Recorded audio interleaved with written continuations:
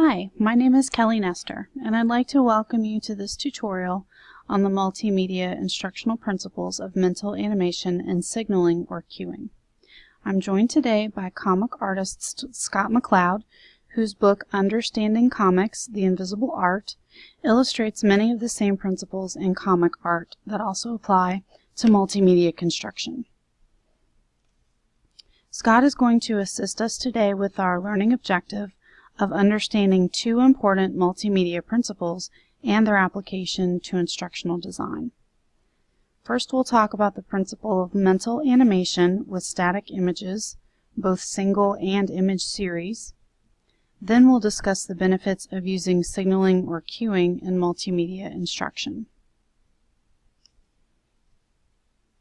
Mental animation is the process of inferring how an object or physical system moves from a static or non-moving display. Our example here, in a single static image, the motion of static images are indicated either by directional arrows, such as in a diagram of mechanical gears, or by wind lines, as with this image of a baseball. In comic art, wind lines behind a ball, person, or car can indicate movement or the passage of time. In an instructional setting, the inferences are similar. Without visual indicators of motion, such as arrows or wind lines, learners tend to perceive only the structure of an object in a diagram and not its motion. Many learners can infer dynamics from a series of static diagrams or images.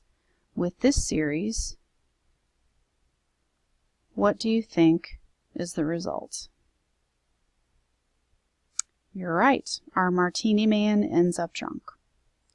In an instructional or public setting, a series of static images can indicate motion, the passage of time, or even instructions, as with this airline oxygen mask diagram.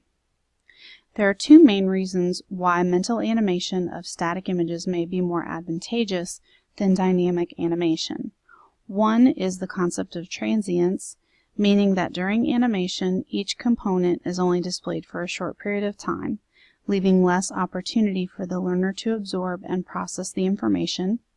And the second is the concept of cognitive capacity, or the potential limitation of a learner's capacity for visual attention to more than one part of an image at a time. Both of these can inhibit rather than facilitate effective acquisition and integration of knowledge. Once the learner has experienced their own ability to mentally animate static images, which lead to the correct inference, the learner's accurate mental animation of static images, whether singular or a series, may be more effective than animated instruction. The signaling principle, also known as the cueing principle, states that individuals learn more effectively from multimedia when signals or cues are added to guide their attention to the most relevant information. The positive effect from signaling or cueing is based on the cognitive theory of multimedia learning, specifically the process of selecting the information that the learner needs to attend to most at any given time. As humans, we have a limited mental capacity to take in new information. Learners can typically hold only a few images or words in working memory at once, usually about 5 to 7 chunks of information. We also require mental capacity to make decisions about what incoming information to pay attention to, and to determine the degree of connection between new information and other new information, or between new information and existing knowledge. Because of our cognitive limitation, instructional designers must make a concerted effort to reduce cognitive load, and signals or cues are one way to accomplish this. For our example of signaling or cueing, we first need to look at this image series. We first see a picture of an axe murderer chasing a man. Then we see a distant picture punctuated with a scream. We naturally then surmise that the scream has come from the man who just became the axe murderer's victim. However, this is not explicitly stated. This makes us, the reader, an equal partner in crime, as Scott puts it, as we were the ones who imagined the axe falling. As you view this image series, notice that your attention to each of the images in the series is about the same. When we view the image series again, but with signaling or cueing added, the signals or cues immediately direct our attention to the final frame of the series.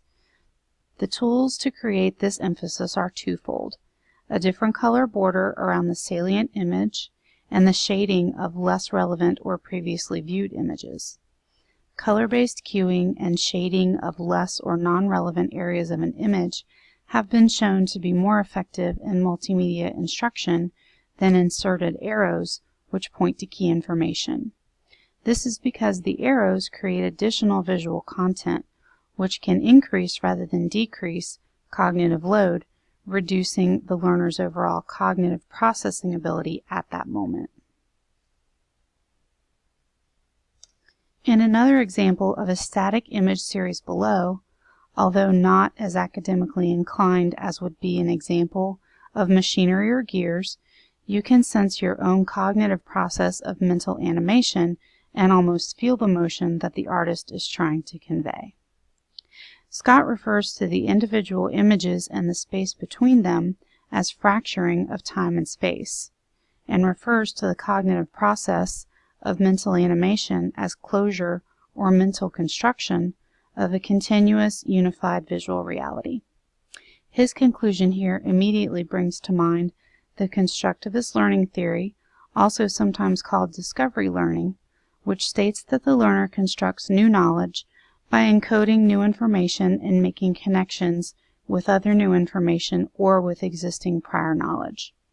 I find it fascinating that this principle has been as prevalent in comic art as it has been in multimedia instruction.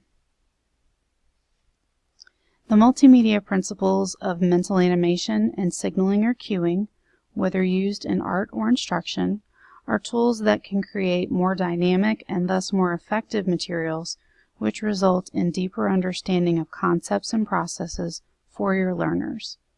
Thank you from Scott and from me for watching.